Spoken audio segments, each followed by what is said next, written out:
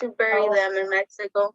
So we're going to go this Thursday we have to be at the airport at 1 p.m. So I won't be able to be in class.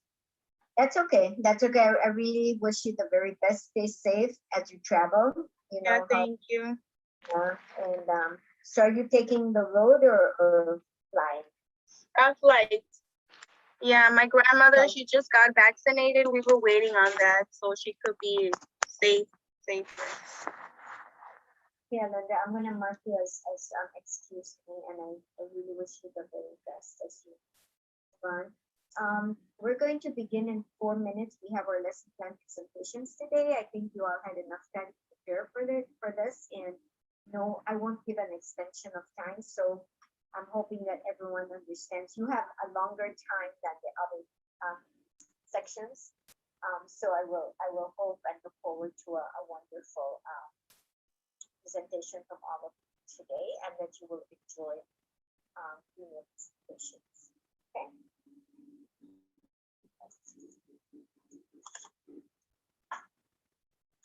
Okay. Is everybody?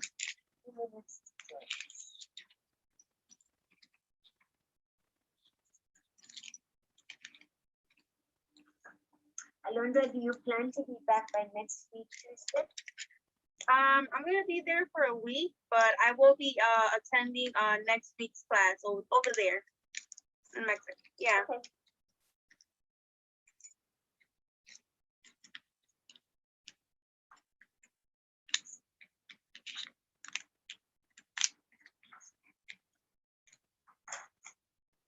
Remote teaching, that's so beautiful. Attend whatever you at. So.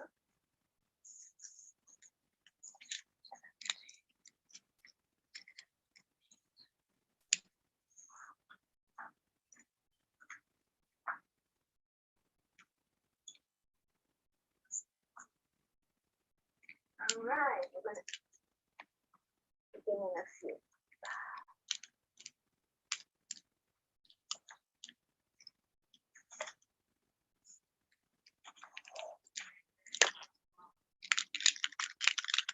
We have 11 of you, and I see 4, 5, 6, 7 so far.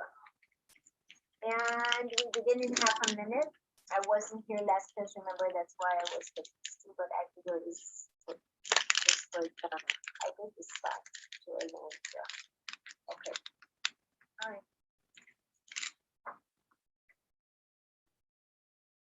All right, students, and all due respect to all of you that have joined me on time, I want to ensure you that as you decide to present and volunteer first or whatever, I call your name.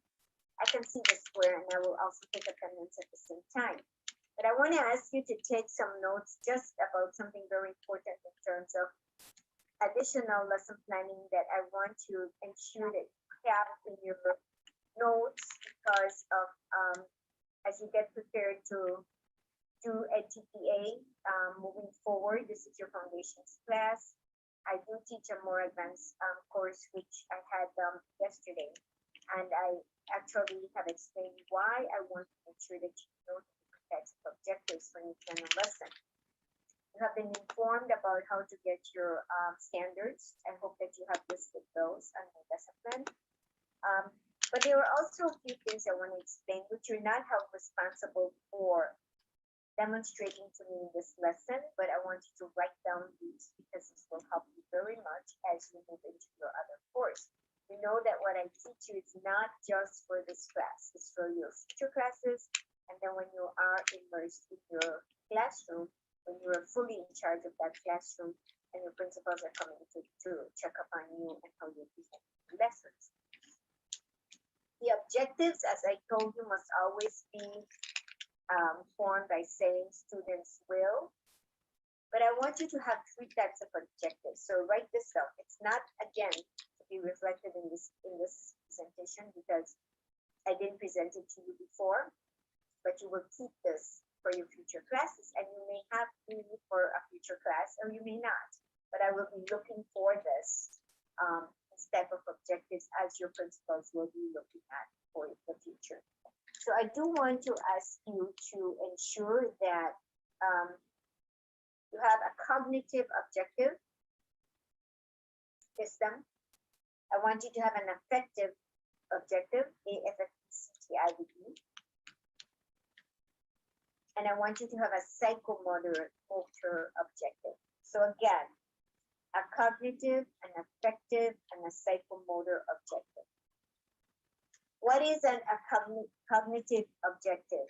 It will, all your objectives will begin with students' growth, but you will have something to do, it will have something to do with knowledge and information that they have acquired or learned from your lesson. Students will learn that plants need sunshine, water, and soil. That's the cognition, the cognitive. Affective is that you are going to say students will value the information because they'll be able to use it, or students will use this information for more complex, or they will be able to apply this information. That is your affective objective. And it's usually you build up that attitude towards. For example, they're memorizing or they're learning their timetables. The affective objective, if that's what you're teaching them, the 4 or 5 timetable, will be students will be able to do division and multiplication to the third, after learning their third timetable. Okay, their 3 timetable, not the third. So one is what they're learning right now. The affective is how they're going to obtain that, to make sure that they use it for more applications to other learning that they're doing. And then your third one is the psychomotor, which is self-explanatory. Once you have that objective, is what is it that you will ask them to do to prove to you and to themselves they have understood the skill that you set out to teach them. And the psychomotor is always the tactile, where they're going to be having hands-on. They're going to be able to teach you to reproduce, to produce, to produce, to design, to copy, to glue together, anything that will acquire their tactile or their hands-on. It could be cutouts that you put in a plastic bag for them to read together a bird, body, the wings, and everything. But it also depends on how you are going to assess them. One form of assessment that we do for young children is especially important to have the psychomotor as your one of your activities and objectives. So let me repeat again. Cognitive, knowledge and information they will acquire from the lesson. Affective is the attitude they have built up in understanding that what they're learning now has an extension and build upon, such as, and I told you the tables, the long division, you don't have to mention all that, but it is by learning this, students will understand other extensions to this lesson. And then the psychomotor is they will perform, they will actually use their hands, their bodies, and that is your psychomotor. With that said, let me welcome each and every one of you, and thank you for joining me again. I missed you last week, but I hope you had a restful week off. And I'm going to begin with whoever wants to start with the presentation. As you present your lesson, I expect you to call your name. I can see the square light up. I will make you the presenter. And whether you have a PowerPoint, I expected a PowerPoint, I did clarify that. And then you will tell me the topic, the title and the topic of the lesson. And one of the students asked me again if it was teaching to children or explaining to us. And I had mentioned that before. It must have missed, person must have missed it, that it is like explaining it to us, okay? Instead of teaching it as though you're teaching it to children. Keep these lesson plans, write down notes that your students, your peers, or your classmates are presenting to give you ideas for when you do your clinical and your student teaching. Everything is going to carry through if you really, really dedicate yourself to listening, write notes, and getting your toolbox ready. Which I tell all of you, have a toolbox with all these ideas that you're sharing in this class and other classes. And so we shall begin. Who goes first? Professor, I think we all went, presented already. I think Mandy was the only one who was left to present. Okay, but I thought I had more than that.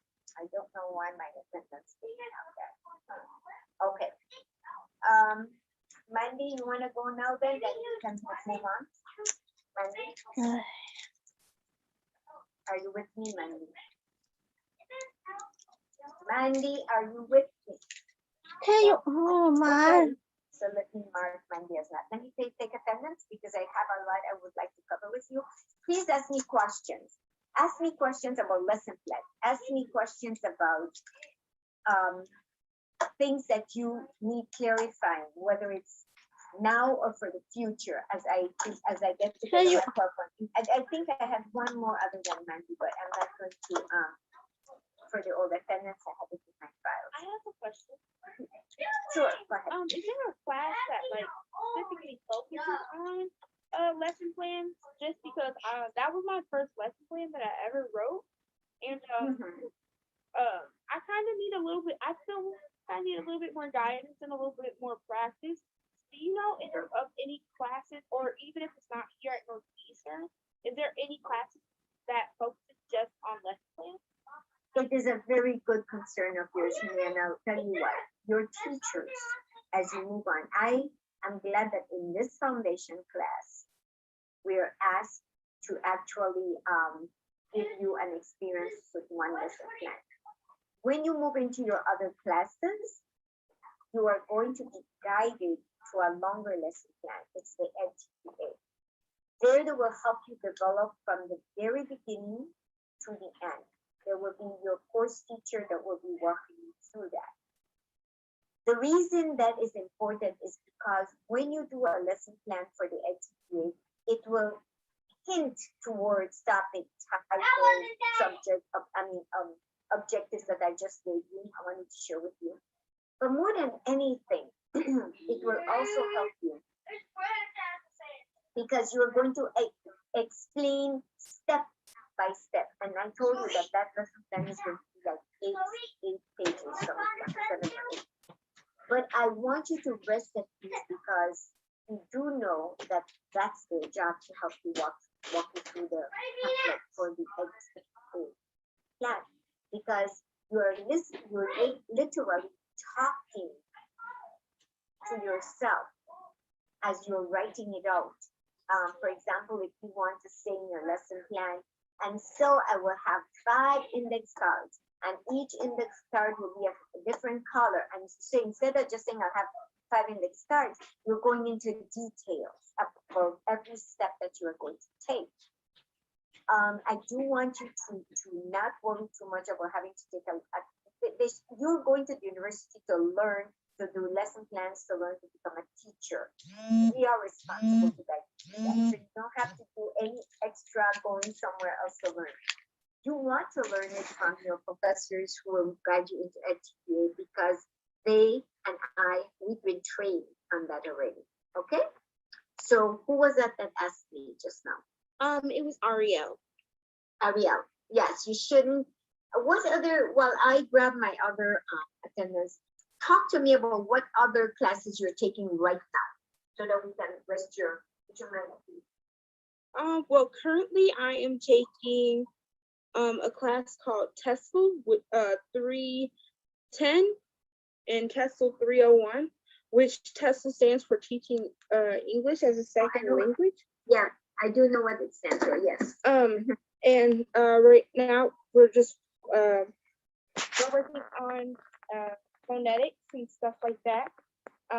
And then the other class, my other 300 level class that I have in education is child development. Yeah, psychology. 101. Yeah. It is EDFN 305, I believe. Yes, it's a required course, I think, not elective. So it's important because you have to have some background on early child development and understanding. I think it's like Psych 101, is it? Or you have it labeled differently? Okay. It's important that I know that. Is your Are you going to specialize in TESOL, or is that a required class that you have to take? Well, my advisor said that early childhood, if you're going to school for early childhood, then you have to have a required minor. So that was my minor that I chose. And that's very good. Now that you're talking, let me tell everyone, when you graduate, don't wait till you're ready to graduate to take your TESOL classes, because it's going to be easier to obtain your TESOL certificate, endorsement, sorry, because every school now requires a TESOL endorsement. Talk to your advisors about it, and that person has advised you correctly in taking that, and that should be your minor. If you wait to go and then come back to take it, you will have to take extra credit classes. Now is the time to embed that into your field. So make sure that you take my advice and talk to your advisors as how you can, after you graduate with your early childhood, don't have to come back to take your TESOL. For me to hire you as a principal, if I was still working as a principal, if I wasn't retired, one of the requirements I would be asking for you or from you is your ESL endorsement and the 6th grade. The reason also is that not only early childhood teachers, but all elementary school teachers today will be required to have an ESL endorsement, and the TESOL is that, teaching English as a second language. Okay? Is there any other? But please make sure that you all pay attention as you move forward from my class to the template that they will introduce to you in order to, because you already have an associate, you're now moving into your major and minor, which will help you, teachers, in preparing from day one. If you have any questions, and I'm advising you strongly, 2 minutes. Me? Yeah. They will walk you Yeah. through and we will 2 minutes. follow the template. Then I'm done. Hiya. Now, what they're doing, Now 1 minute. and you'll be writing quite a few lesson plans, not just what Miss Master gave you.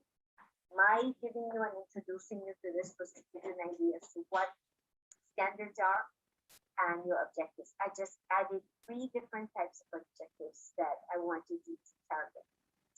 And your teachers will be talking to you about that. More questions before I start. Okay, who is it that you told me was the only one that, because I have 2 here.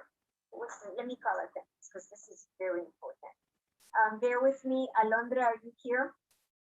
Yes, Professor, I'm here. Okay, thanks. Latoya, are you with me? Anna? Garcia? Yes, I'm here.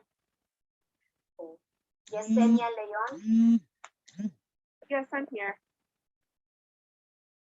Then Latoya, last call. Right. Jerson, are you with This is me? Latoya. I'm here. Can you hear me? Yes, I can now. Victoria Ochoa? I'm here. Sarah Popal? Sarah, last call. Hannah? I'm are you here. with us? I'm here. Okay. And Mandy Ming, are you with us? Mandy, Shen, Ariel Tidwell? Yes. Me and Ivan Valdez, are you with us? Ivan, are you, Evie, yes. So the only person that didn't answer is Sarah, and of course, Mandy Ming. And I'm not calling attendance anymore, so I'm just marking. Somebody said 2 more.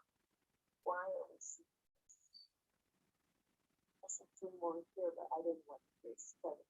Okay, let's begin with some notes, please. And today and Thursday, I'm going to try and cover as many chapters as I can for you in terms of notes and all that, because as you know, we only have a few more weeks left after this for us to be able to prepare for the final exam.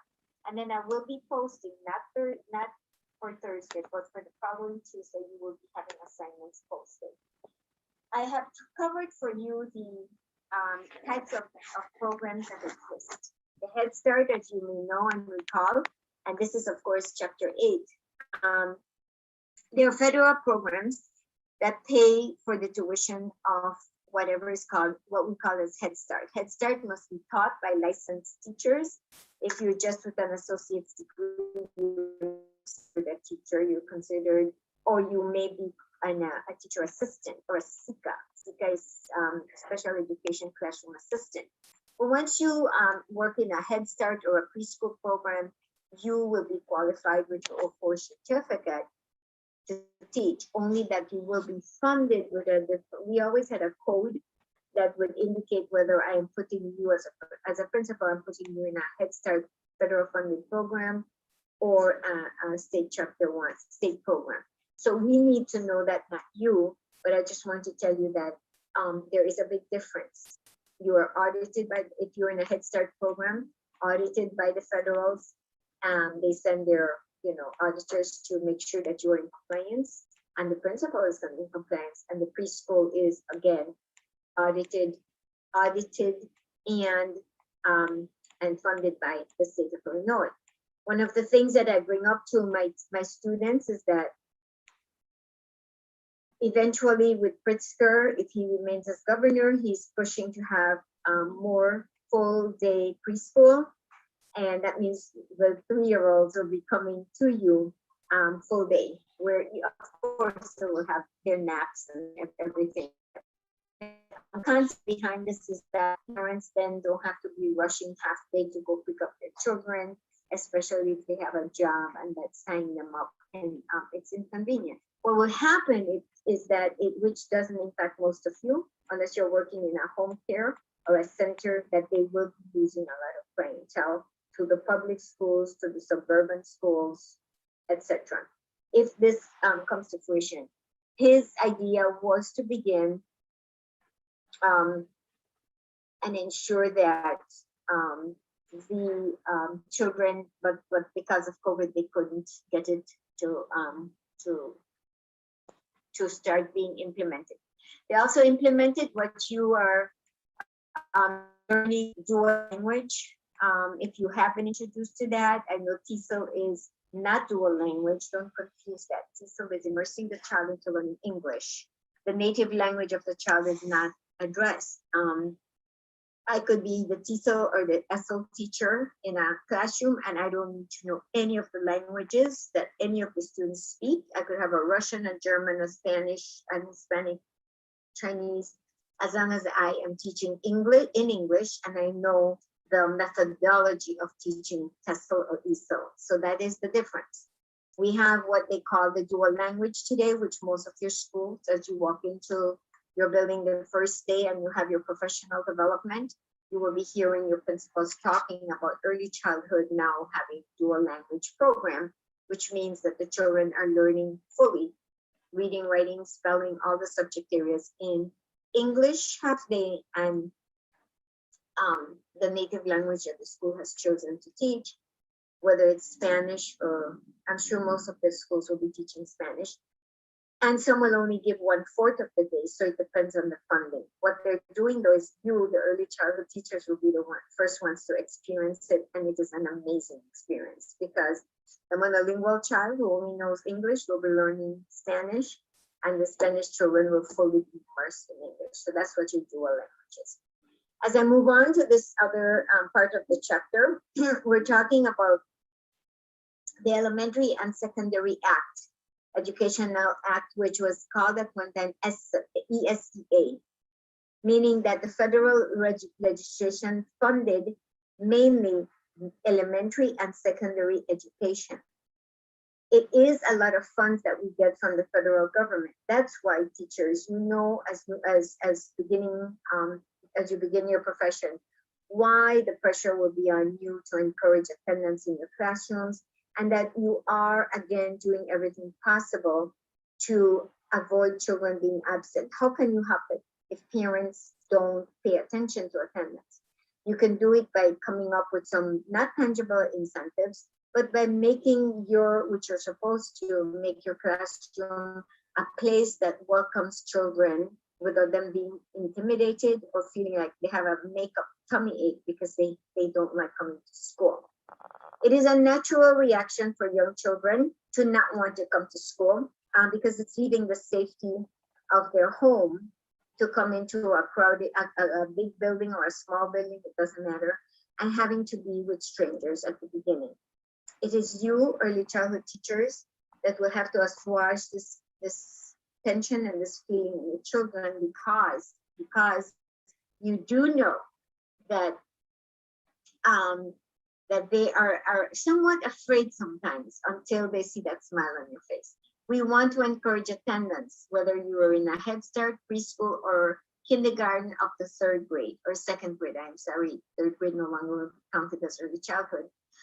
So you make it a pleasant place because your principal counts on you having 95% or above for attendance. Why? Because the federal government takes money away per head. Every day that one child is absent, I'm sorry, not missing, they're going to lose $800 per child per day from getting funded. And the Board of Education frowns upon that. So when you hear the pressure of attendance incentives, that they're doing movies and all that, that's what it is all about. We rely on federal funds and we're penalized heavily for poor attendance. Principals are evaluated on that also. They rely on you. So if your class is showing 95 and above attendance, you're in good, they're looking at you as, you're doing something great in the classroom. And unfortunately, you are doing great in other areas, but sometimes people focus on that kind of, in addition to gaining grades and improving grades.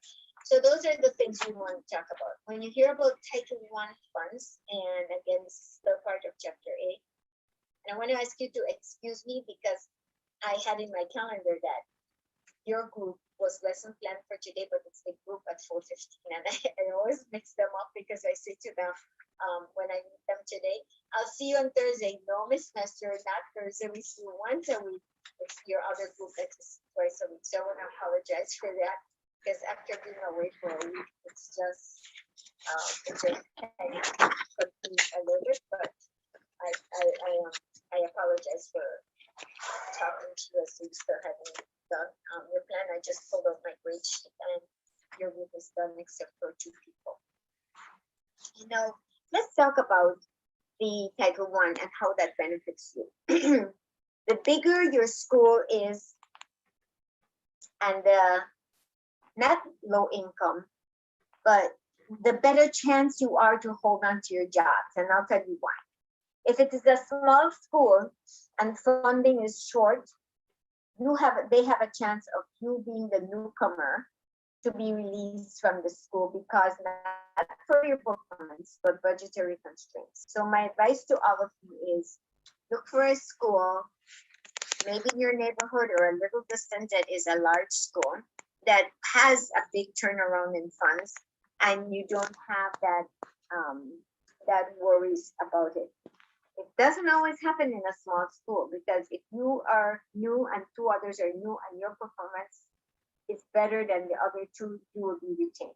But I want you to look at Title I and you will benefit from this. If you have a student loan and you work 5 years in Title I school, meaning low income school, you will be, a percentage of your student loan will be forgiven. There's a form you have to fill out, your principal signs off on it, and every year you send it in, and that will help you a lot with your student loan. So look for what you understand as Title I, meaning that school is getting a lot of federal funds. If you go work in an affluent suburb, they don't get as much funding because they also base it on family income. The federal government deals with that. It's not something you need to know beyond what I just explained in terms of Title I schools. Okay? No Child Left Behind no longer do we use that label. We call it now Every Student Succeeds Act. It means that every student is going to succeed because we're going to ensure that happens. But this was signed into law only in 2015. And I want you to know that I told you the history and I will not repeat too much, but federal law was passed for No Child Left Behind in 2001, the year that we had 9/11, so if that will help you remember. And what happened was that was a big influence in terms of funding. Millions and millions of dollars were filtered into all the urban schools, not the affluent schools, like heavy, for example, in Illinois, we have Winnetka, we have all those areas that are very affluent, and other areas. Well, they didn't have to take the funding because their scores were not suffering. But every urban school that had low scores was mandated to accept the funding, and they had to show improvement, and principals were under a lot of pressure. Millions of dollars were filtered in, and I don't know the amount, but after 2001 to 2015, the funds were exhausted, meaning that no more money from No Child Left Behind. And then so they changed the title to Every Student Succeeds Act, which was implemented in 2015. The money was not there, teachers, you need to know that, but the laws that were implemented during No Child Left Behind will be sustained. That sustainability is there. That affected you because you as an educator, if you had a high school diploma and before No Child Left Behind, before 2001, which you were too young to know that, but you could be a teacher assistant. After the implementation of No Child Left Behind, you were not allowed to be a teacher assistant unless you had an associate's degree. You were also, if you came with a type 29, it no longer was good until you went back to school. Type 29 was you came from another country, you had your diploma from another country, so they put you in to teach.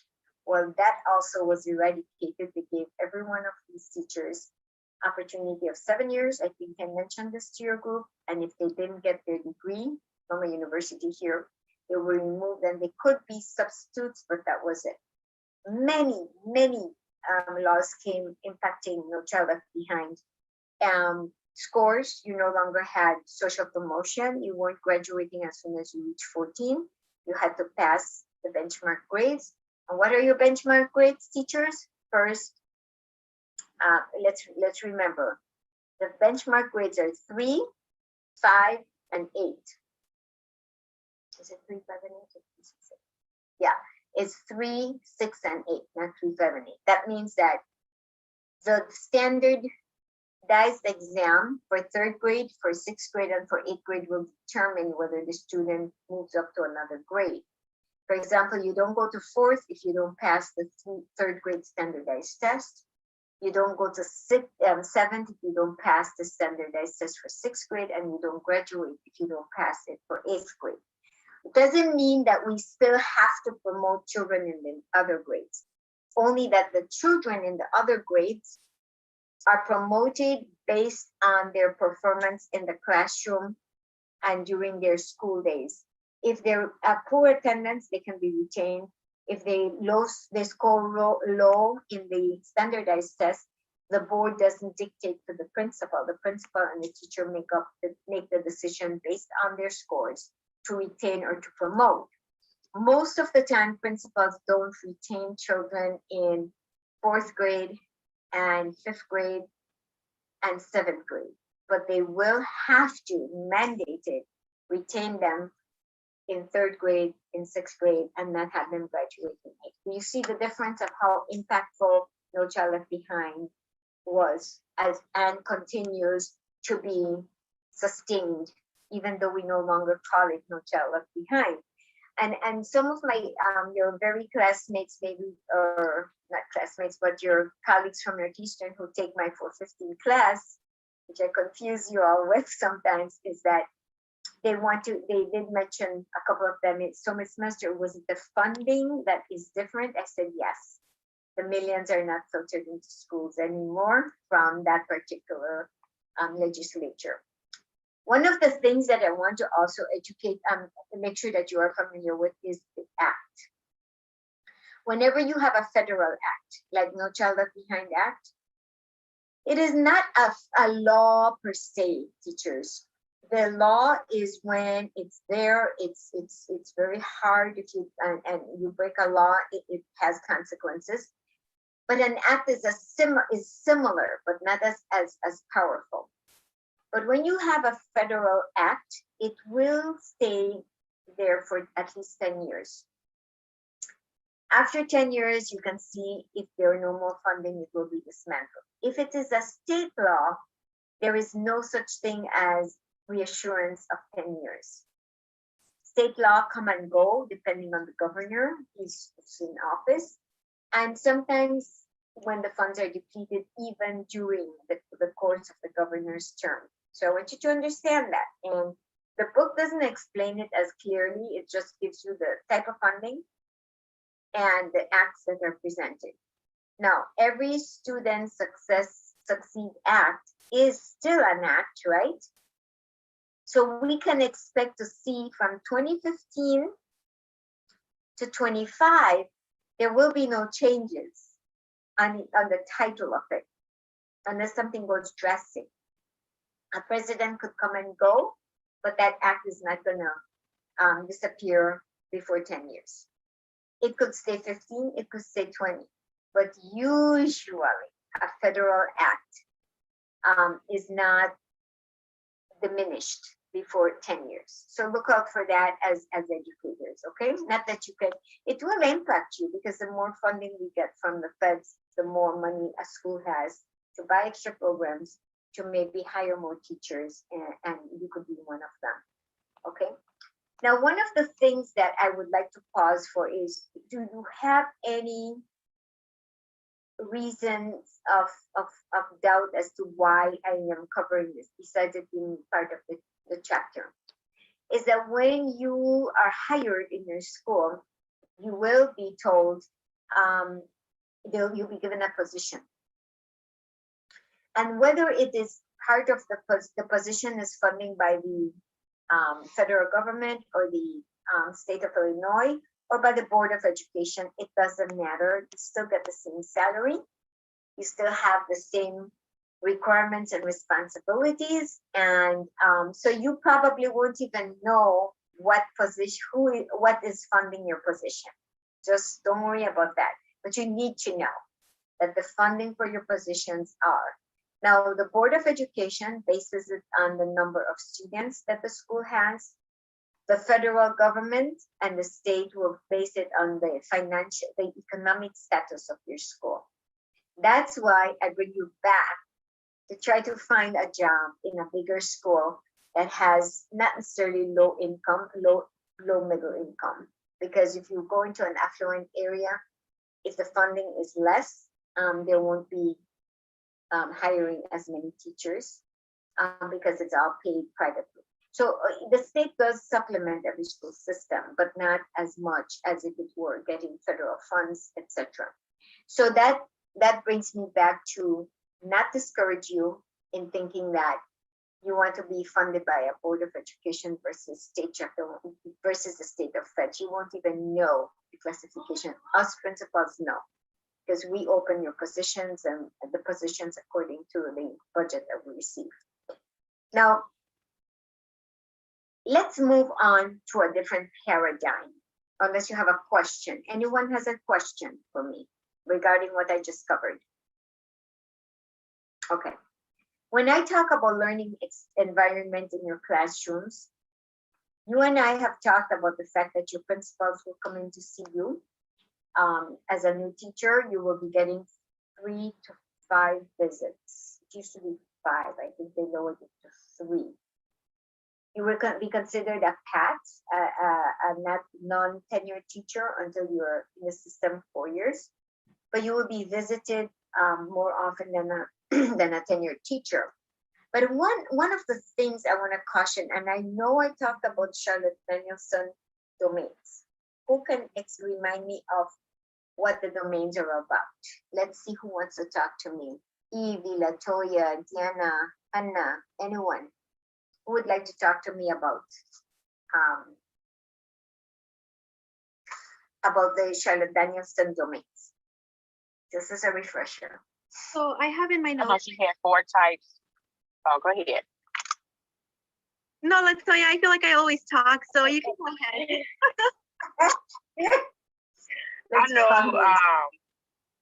if I'm correct, like Charlotte domains, but it was 4 types of domains, which included planning and preparing for the children for the lesson plan. Asking them if they understand the old information. I might be wrong, but asking them if they understand the old information before the teacher introduced the new information. And I think that falls upon the planning and preparing. And if they don't understand the information, the previous knowledge, that teachers will sometimes break students into smaller groups so that those students that don't understand can get more knowledge of understanding the old information before they introduce the new information. And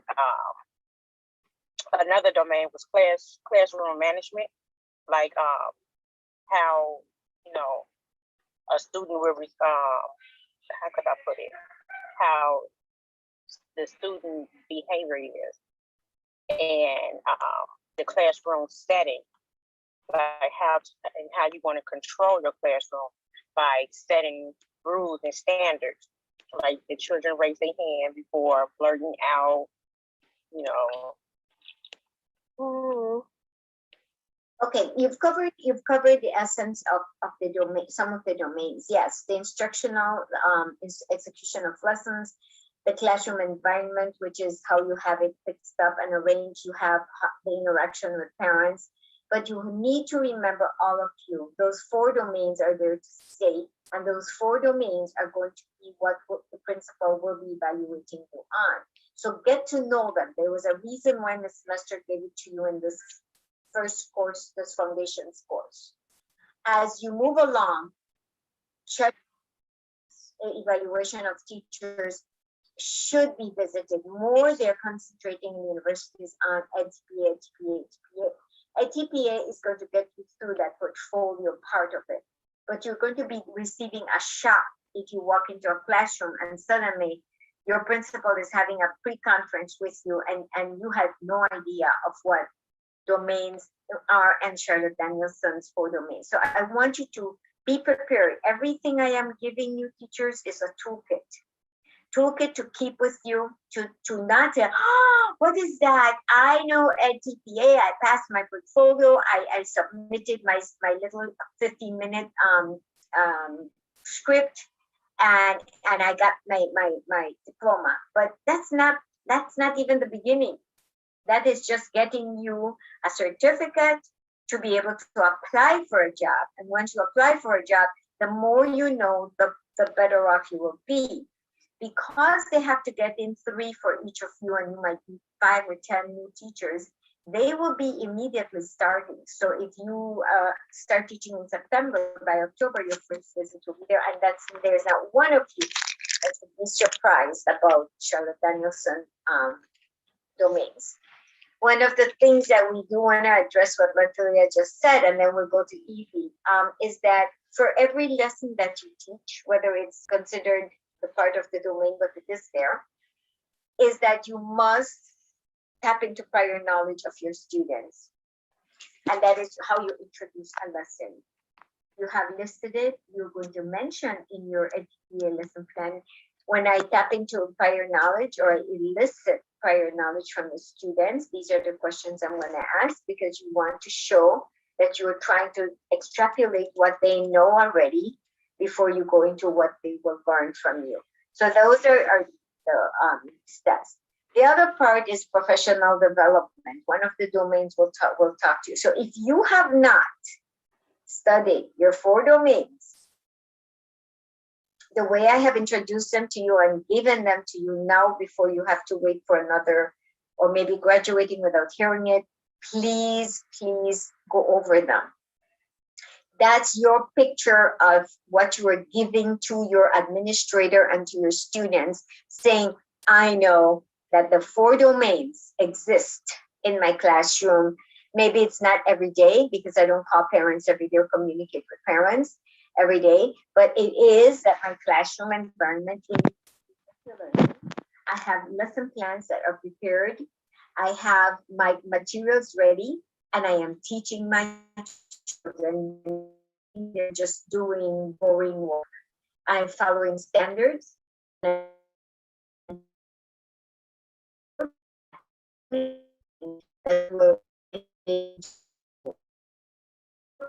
Talks to you for your pre-conference.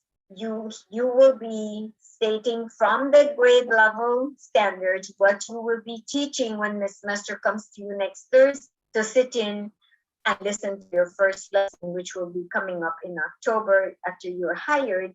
And we are typing like crazy. We do not make eye contact with you, and we are typing in every word you say, every question you ask, and it's transferring over to a scoring for you.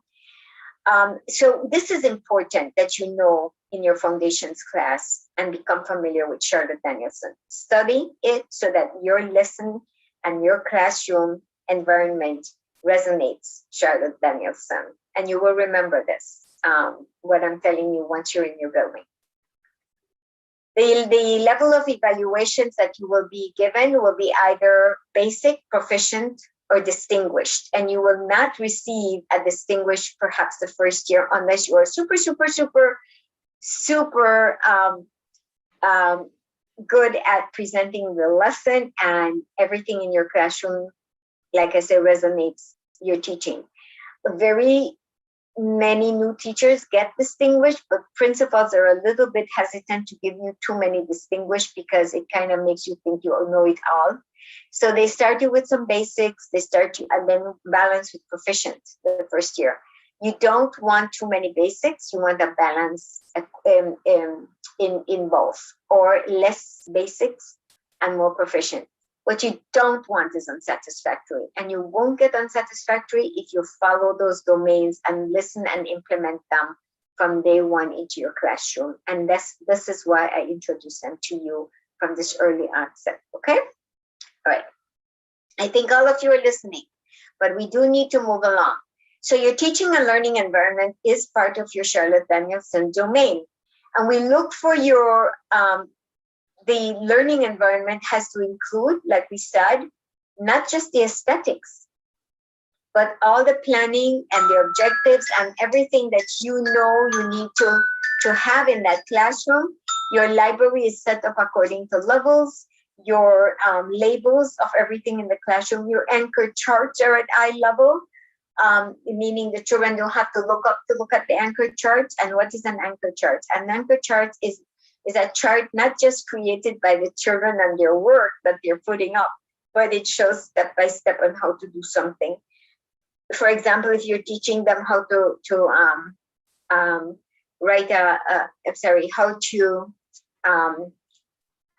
tie their shoelace, the anchor chart shows step by step on how to do the shoelaces, how to twist them around is the second step. That's an anchor chart. It's like a support chart, which is amazing for us to have.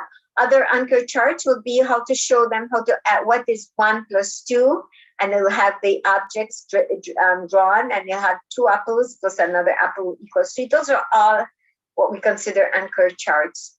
And not just charts with directions or weather or any. It has to be that it will guide them as they look at it with visuals and with objects, etc. Those are important things in your classroom.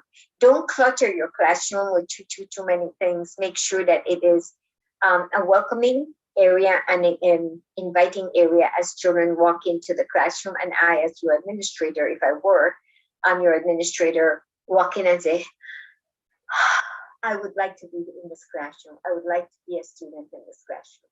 Just remember that.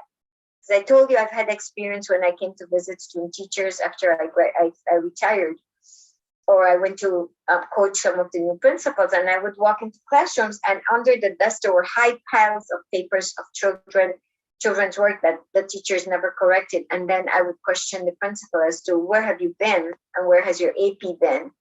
not to have visited those classrooms. That's terrible, disrespectful to the children, to the parents, and shows the type of person that is running that classroom. And I would be very, very critical, because as we keep our home orderly, we must remember too that we keep our children's classroom in that way. You're showing them, you're teaching them, you're role modeling for them, and you're respecting them.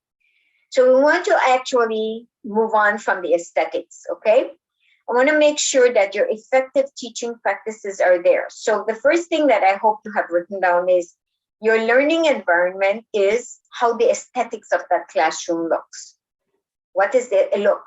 The aesthetics of the classroom look, how it's set up, the colors, the posters, not store-bought posters necessarily, children's posters, they've made them, the stickies, the anchor charts. The next one I want to look at, and I hope you're writing this down, is your effective teaching practices, and what is it that how you executing your lessons, how you're teaching those lessons so that the children are able to learn. And if you have stated your standards and your objectives and your plans are, yes, you will be planning with your colleagues for the week, but they only state what you will be doing. You are responsible to teach the lesson you indicated in that mini lesson square that you and your colleagues will be doing. If you're fourth grade or third grade, whatever, you meet once a week during your prep period. But that's just writing it down. When we come in to visit you, how do you execute that lesson? Do you know what you're teaching and why? Where did you get what you're teaching? Did you look at the standards for second grade in math, in reading? And are you following them sequentially? Are you doing curriculum mapping in that the standards for second grade in reading or language arts or literature said this? Now this book, this textbook that they gave you, what chapter is it in? So I will mark the chapter. I have my teacher's login where I'm saying, okay, second grade language arts, I have to teach poetry, haiku or whatever. So I'm looking in this book. The book doesn't dictate, but I'm looking at what chapter has haiku, and I will write it in my log, and I will say the haiku can be found in my book in such a chapter. That's called curriculum mapping. You're finding where it belongs, okay? And you're looking for it so that it's there. I used to do curriculum mapping with my teacher, had them do it at the beginning of the year when we had professional development days. They have cut out those quite a bit because of the few days that have been sacrificed for snow days or whatever. You will still have professional development days, but not as numerous as we used to have a whole week of bringing you in with pay to do your curriculum mapping. Curriculum mapping also, when you hear that word, and you will continue to hear it, is that your objectives and standards you must teach in that classroom must be aligned with the topics and the subject areas that you are supposed to be teaching. So if it's telling you that this is the standard you're teaching, what is the standard that it's saying in numbers and letters? It will explain it. You put that down, you find where it is, and then start getting your materials ready to execute that lesson. So that's what we talk about effective teaching practices. That's your second point under learning environment. Okay, don't forget if I ask you these in a test. The next thing that I want to remind you is that that's not all that falls under effective teaching practice. What else falls under effective teaching practice is how you question your students. Make sure that you're following Bloom's taxonomy and the levels and steps, the higher learning, the higher thinking questions. If you maintain your questions at the knowledge level, you're not going to get points, and your children will not learn to be critical thinkers. Knowledge comprehension, they're still at the lower two levels. You will ask questions and I have introduced Bloom's taxonomy quite often to all my students. Application, analysis, synthesis, evaluation. QAR, question answer relationship, same. Where did you get the answer? The author and me on my own. Those are the questions that I want to see in an effective teaching practice as you're teaching your lesson. And as your portfolio and the clipping that you will send to Pearson when they are evaluating your EdTPA lesson, because you will be videotaped, you will be sending a part of the core part of that lesson and they will teach you and help you with this. Don't get scared. And posting it and sending it, they will be watching for what Ms. Mester is telling you, the questioning levels that you're as you're executing the lesson. Not who, what, when, where, and how only. Bring them up to higher. Why? Tell me more. Tell me more. For young children, I want to hear you use those words. Why? Tell me more. Turn and talk. Share out. How you distribute your questions in the class. That's where the second step will come in. So the third one is that I want to emphasize for you is we've talked about the learning environment. I want to make sure that you have some semblance of accountability in terms of the data and the assessment that you have given your students.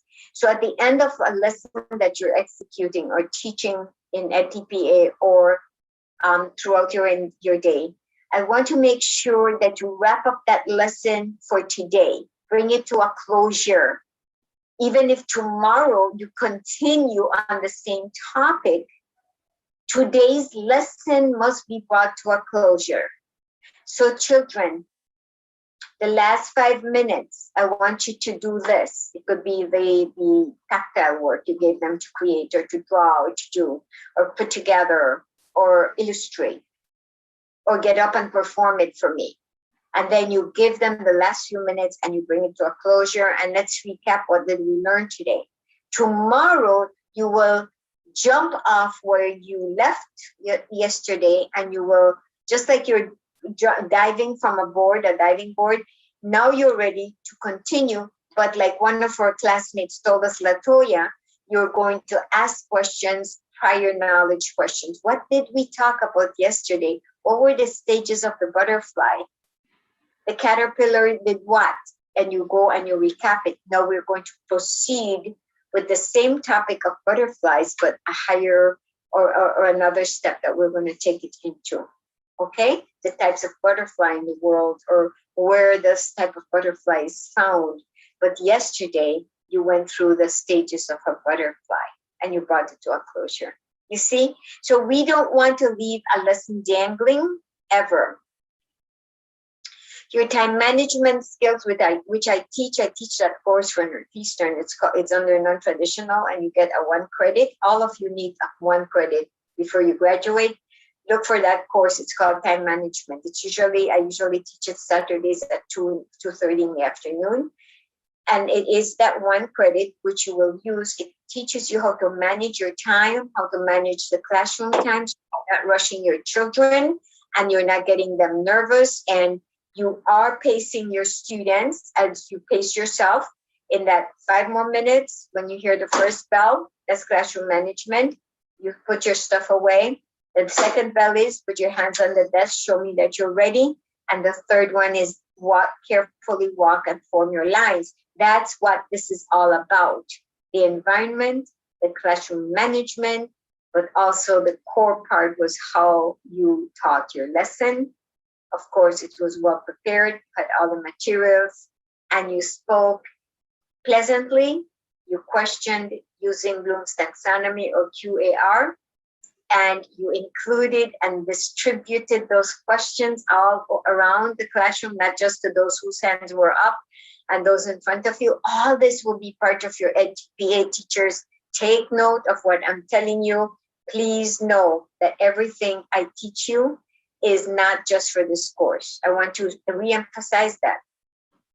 You will be moving pretty fast into your other classes and through your other classes, and pretty soon you'll be applying for a job. So take these very seriously, because you are entering a door because you have been given a job. It's only the beginning. You need to prove yourself. and to your students and to your administrator that you are a passionate teacher, a well-prepared teacher, and that you know Charlotte Danielson's 4 domains, and you will implement those 4 domains. I can't explain it any more clear to you than I just did. Now I open for questions and discussion from you for another few minutes. Talk to me. Let me know that you now have written down some wonderful ideas to put in your toolbox. Talk to me. Anyone would like to start? Question. All right. I was, this is Latoya. I was taking notes, but as I wasn't able to write everything down, but I know you said effective teacher practicing for learning environment. And I said, how does your learning environment looks? And was that number 1? Yes, that was your more of your aesthetics, how it's organized, where your desks are, the library, the attractiveness of your classroom, your posters, your anchor charts. Start using anchor charts. What else? And then the second one was the effective teaching practices, how you execute your lesson, how you plan it. You had brought up some very good points when you explained that at the beginning. I still have to go back to Evie. Evie, we didn't forget you. I just had to cover as many. Thank you, I appreciate it. So Evie, do you want to add something before Latoya was presenting earlier? No, I just I wanted to. You asked a question about the 4 domains and if we knew what they were, so I was just gonna express what was in my notes about through the 4 domains. You know, there are 22 different components and 76 elements tied to the 4 domains. So there's to me, I would say that those are already tools that that are being given to us so that we can create a great experience for our future students in the classroom. Yes. That's all I really. And very good. And by doing that, teachers, you are showing your principal that you are prepared. Because once they sit with you for pre-conference, they come in, and like I said, poker face, they're typing everything you're saying and what they're seeing and the reaction of the children. Then they will have a post-conference with you within 48 hours, and they will be bringing up what they saw was deficient, or maybe eliciting from you what you thought. And you will say, oh, I messed up here. You're right, I didn't cover the content correctly, or I didn't reach the objectives. You know, they are going to give you a chance to talk. A good principal or AP, only they are licensed to test to observe you in reach evaluation. I have a question for you. What would you recommend? So I have really bad anxiety. So I can already see myself kind of stressing out when the principal comes into my classroom to observe me. What would you recommend that I can do to be better? Yes. It's going to be so out of nowhere too. Right. First of all, when you take public speaking classes, you do learn to feel more comfortable in front of a group of people, right? It's normal to be anxious. I've had teachers who have been teaching 28 years, and when I visit as a retiree semester, I'm going to be visited tomorrow, and I hope everything goes well. Could you look over? You know, I've done that before I became chair at this other institution at St. Augustine, and I would say it's normal. But you need to control yourselves, because you can say this and it's a mind over matter. I'm going to teach my principal or my AP something that maybe they don't know. And I'll tell you this is a secret, and don't use my name. Very few principals are instructional leaders if they have not taught for enough years, or they have not taught teachers or prepared teachers. The most beautiful thing is when a principal knows what it is when they see an effective lesson. In your mind, even if they're instructional leaders, you say to yourself, when this principal or AP sits in my class, they will walk away learning something, whether it was the strategy I used or whether the content they never knew about. And trust me, if you go into your lesson teaching with that in mind, you're going to do well.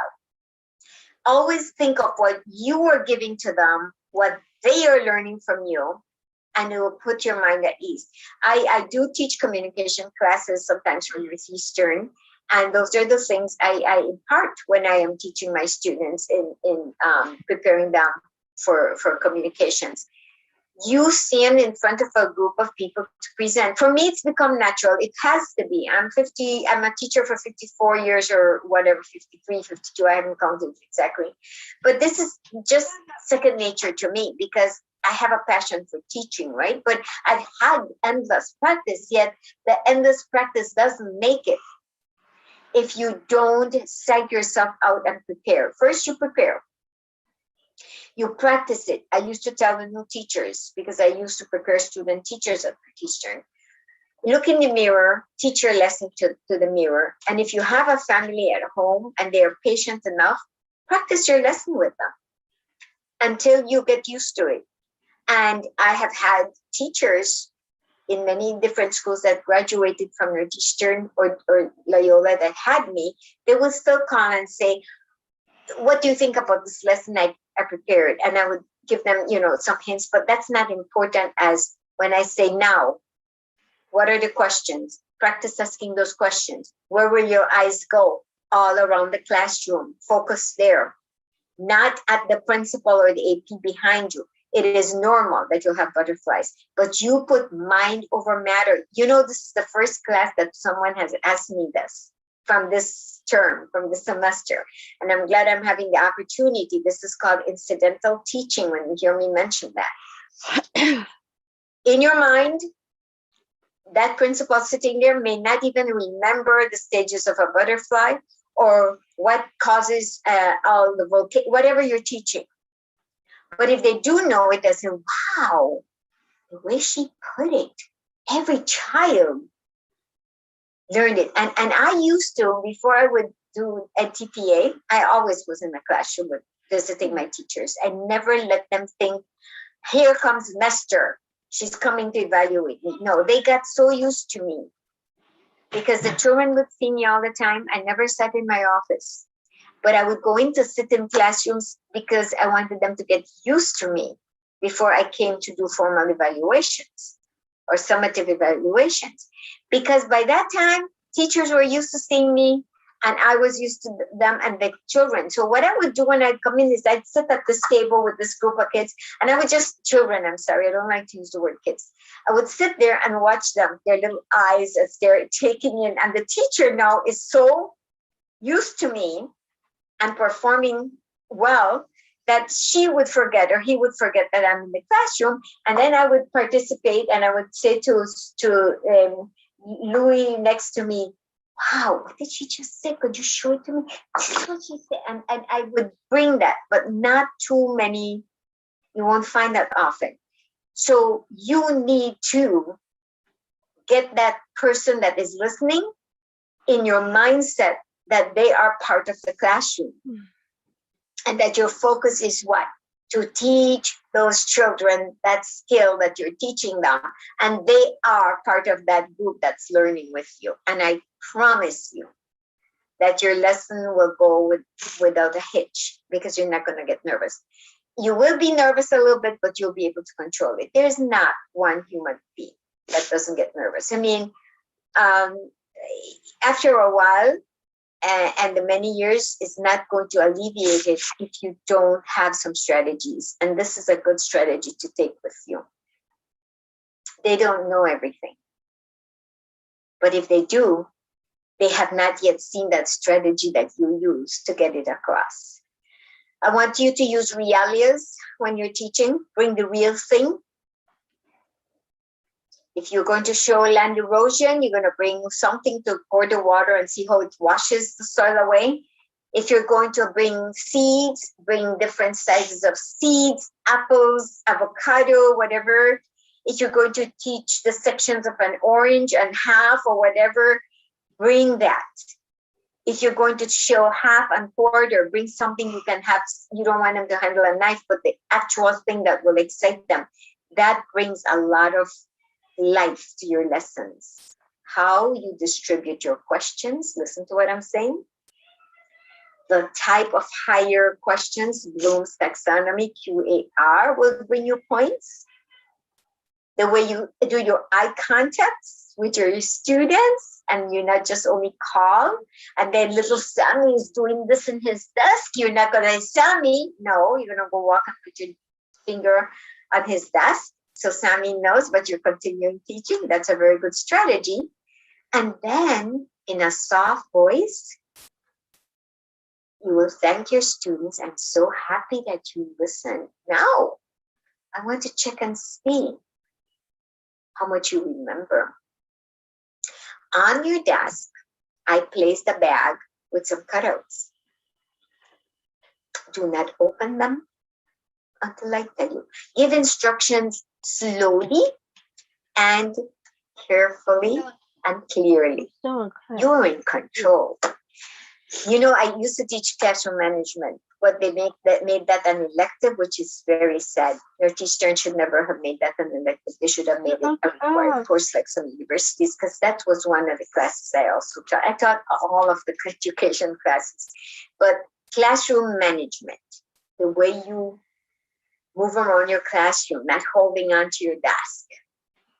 And another trick that I will tell you, because you asked me that question, and this is very important for all of you. Before you start teaching your lesson,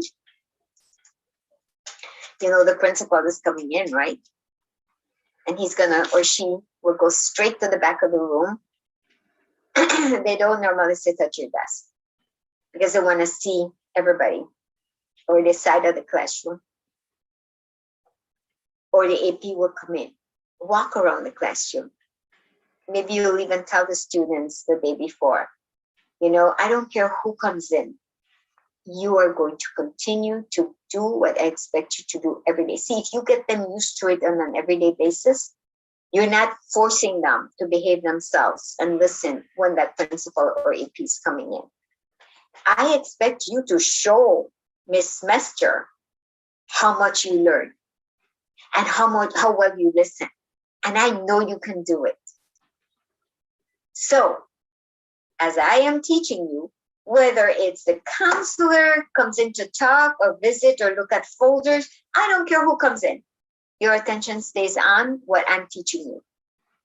Talk to them very nicely, not threatening, and they will come through for you. So it's also how you set the mind.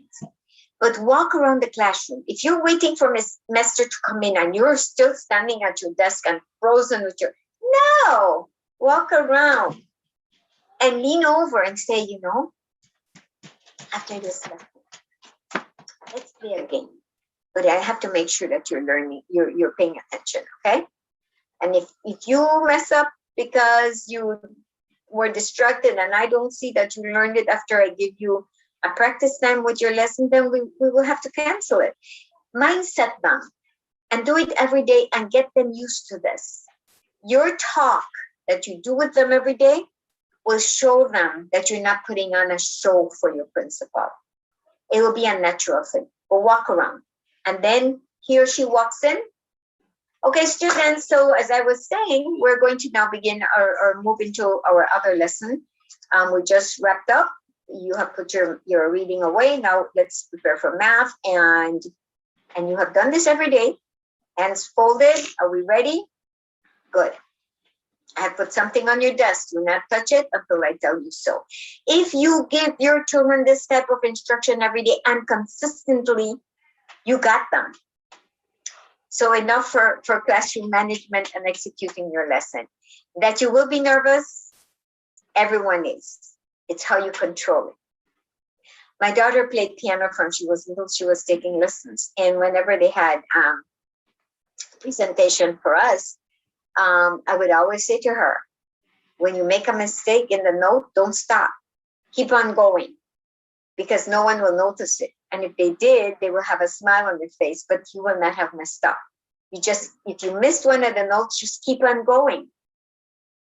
And then when she was interviewing, she was having her oral interviews for her doctorate, I said, you wrote a thesis. You know what's in there. They're just going to listen to see if you know what you wrote. So you go show them. And I would say that I told myself that. And I was just starting off as a teacher. And my heart goes out to all of you because I know that you want to do well and you will do well. I am so sorry I only had you for a short time and there is no continuity, but you will have other wonderful teachers in your experience. But every teacher that gives you your experiences and shares, put them in your toolbox. Don't toss them. And I hope that at any time that you have a question, whether you're in this class with me or done, you have my phone number. And if I'm not answering, it's because I'm not teaching, but run things by me. And I always have time for students. I visited schools where 8, 9 will say to me, you were my teacher. Do you remember me? And years and years. I don't do much of that now because of COVID. And I'm also a chair in university, but I will never forget that I want to be there for you. Your first few years are essential, okay? But you're in the best profession in the world. Do you have a question for me? No? And I apologize that I always get you with the second group. I see you twice.